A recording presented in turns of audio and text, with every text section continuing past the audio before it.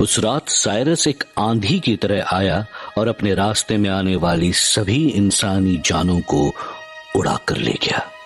मतलब साइरस को ढूंढने आई फौज में से कोई भी जिंदा नहीं बचा, डैनी भी नहीं।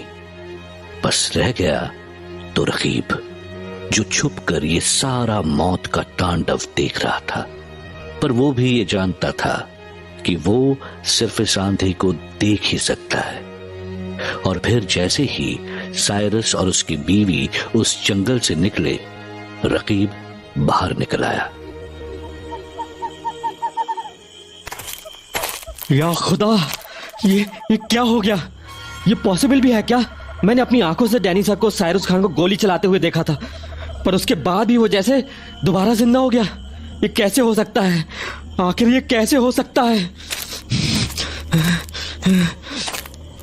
पूरा जंगल ऐसे तबाह हो गया है जैसे कोई राक्षस आया था। और हमारे सारे के सारे साथी सब के सब मारे गए, एक भी नहीं बचा। डैनी सर को तो उसने इतनी बेरहमी से मारा कि क्या जवाब दूंगा रूबी मैडम को, गांव वालों को, कि मेरी आंखों के सामने वो साइरस खान डैनी सर की जान ले रहा था और बस मैं देखता रहा, कुछ भी नहीं कर पाया। ये सब क्या हो गया? मेरा तो दिमाग ही नहीं काम कर रहा।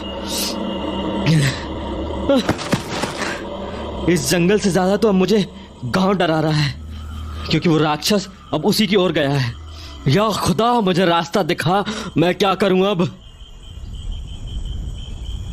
पर ऐसे बैठे रहने से क्या होगा? मुझे डैनी सर की बॉडी तो रूबी मैम तक पहुंचानी ही होगी, इतना तो मैं कर ही सकता हूं। पर मैं उनके पास जाऊं तो किस मुंह से?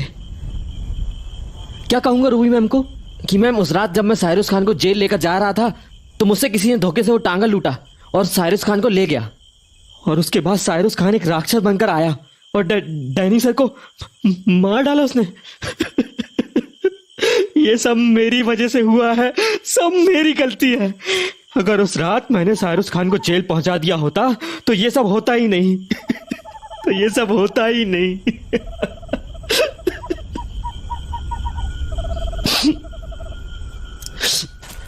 नहीं, मैं ऐसे बैठा रह गया तो डैनी सर की बॉडी की बेअब्दी होगी। मुझे उनकी बॉडी को गांव लेकर जाना ही होगा, पर पहले मुझे उनकी बॉडी ढूंढनी पड़ेगी। यहां से थोड़ी ही दूर पर उस साइरस खान ने डैनी सर की जान ली थी। जाकर देखता हूं। खून तो यहीं गिरा हुआ है, पर डैनी सर की बॉडी कहां है? अरे हाँ? ये इतना बड़ा गड्ढा? ये गड्ढा नहीं, ये तो खाई है। पर ये यहाँ कैसे आई? जब हम लोग जंगल में छानबीन कर रहे थे तब तो यहाँ इस खाई जैसा कुछ नहीं था। हाँ, समझ गया, ये उसी साइरस खान का काम होगा। आखिर में मुझे बहुत जोर से धमाके की आवाज आई थी, पर मुझे समझ नहीं आया था कि आखिर हुआ क्या था। ये खाई तो बहुत गहरी है, कहीं उसने डैनी सर को... देखता हूं, कुछ भी नहीं दिख रहा। हमारी मशालें और लालटेन भी बुझ चुकी हैं। मुझे मशाल फिर से जलानी होगी। हाँ, ये लकड़ी ठीक रहेगी। अब अपनी कमीज निकालकर इसमें बांध देता हूं। इसे थोड़ा फाड़ देता हूं, क्योंकि मुझे छोटा ही टुकड़ा चाहिए। हाँ, अब ठीक है। अब इसे बांधता हूं। अब ठीक है। ये मशाल 10 मिनट से ज्यादा देर तक साथ नहीं दे पाएगी। मुझे कहीं से तो मिट्टी का तेल ढूंढना पड़ेगा। इतनी लाशें हैं यहाँ, किसी के पास तो टूटी हुई लालटेन जरूर गिरी हुई मिलेगी। अरे ये रही, ये तो पूरी तरह टूट चुकी है, पर इसमें मिट्टी का तेल बचा है क्या? देखता हूँ। हाँ, तेल तो है, इससे मेरा काम बन जाएगा। ये तेल इस मशाल में डालता हूँ। हाँ, अब ठीक है। अब ढूंढनी है माचिस। किसी की जेब में तो माचिस होगी। यहाँ इस पेड़ के नीचे शायद किसी की लाश दबी है। हाँ, इसकी जेब में देखता हूँ। मिल जा, मिल जा। मिल गई। अब उस मशाल को जलाता हूँ।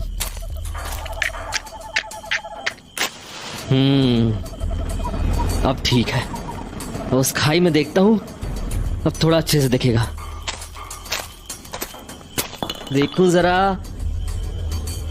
डैनी सर, मिल गई डैनी सर की बॉडी। शायद इस छोटी चट्टान ने उनकी बॉडी को नीचे खाई में जाने से बचा लिया। पर अब मैं उनकी बॉडी को ऊपर कैसे लाऊं? बॉडी अभी भी 7 फीट नीचे है। मैं कैसे लेके आऊंगा ऊपर? ये हवा भी इतनी तेज चल रही है, कहीं मेरी मशाल ना बुझ जाए। मुझे जो भी करना होगा जल्दी करना होगा, पर क्या करूं? हाँ, ये बरगद के पेड़ मेरे काम आ सकते हैं। इसकी जटाएं बहुत मजबूत होती हैं। इन जटाओं से एक रस्सी बना लेता हूं। हाँ, ये करता हूं। तब तक इस मशाल को इस पेड़ से अटका कर रख देता हूं।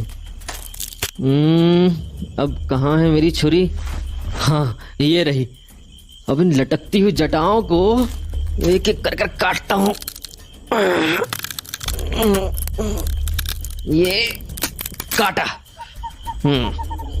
5-6 और काट लेता हूं। हाँ, अब ठीक है। ये लंबी भी हैं और इनसे मेरा काम भी बन जाएगा। पहले इन सभी को आपस में बांध देता हूं। एक और रह गया। ये पड़ी आखिरी गांठ। हाँ, अब एक सिरे को बरगद के पेड़ में बांध देता हूं। हाँ, ये अब ठीक है। देखूं रस्सी को नीचे फेंक कर ये कितनी दूर तक जाती है। सही है, ये तो 14-15 फीट की रस्सी बन गई है। मेरा काम हो जाएगा। अब नीचे उतरता हूं। डर मत रकीब, डर मत। तुझे डैनी सर के लिए आज ये करना ही होगा। चल नीचे उतरता जा।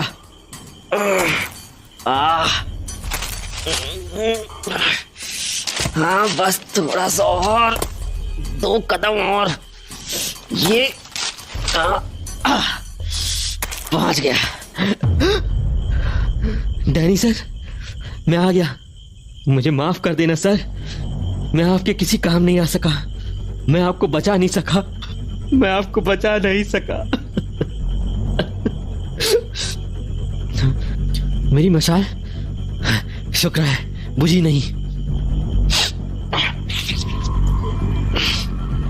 मैं और वक्त बर्बाद नहीं कर सकता। मुझे इस जंगल से भी निकलना है। डैनी सर की बॉडी को लेकर जल्दी से निकलता हूँ। इस रस्सी से डैनी सर की बॉडी अपनी कमर में बांध लेता हूँ, पर पहले डैनी सर को खड़ा करना होगा।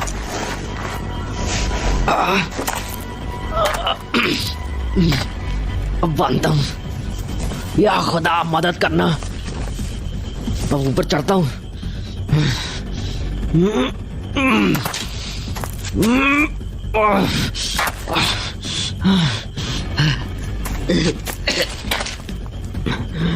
बस थोड़ा सा और।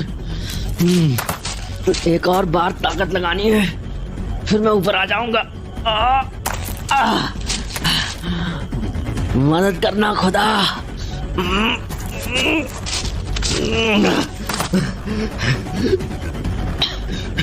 पहुंच गया। अब ये रस्सी अपनी कमर से काट कर अलग कर देता हूँ। चलो मशाल लेता हूँ। डैनी सर की बॉडी अब रूबी मैम तक पहुंचानी है। डैनी सर की बॉडी कंधे में उठाकर जल्दी से जंगल पार करता हूँ। अब चलता हूँ।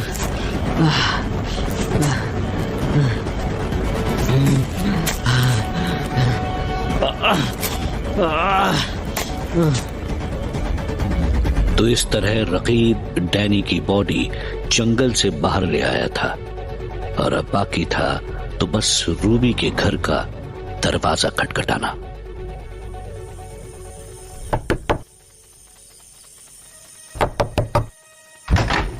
अरे रकीब, तुम इतनी रात को? और ये नहीं।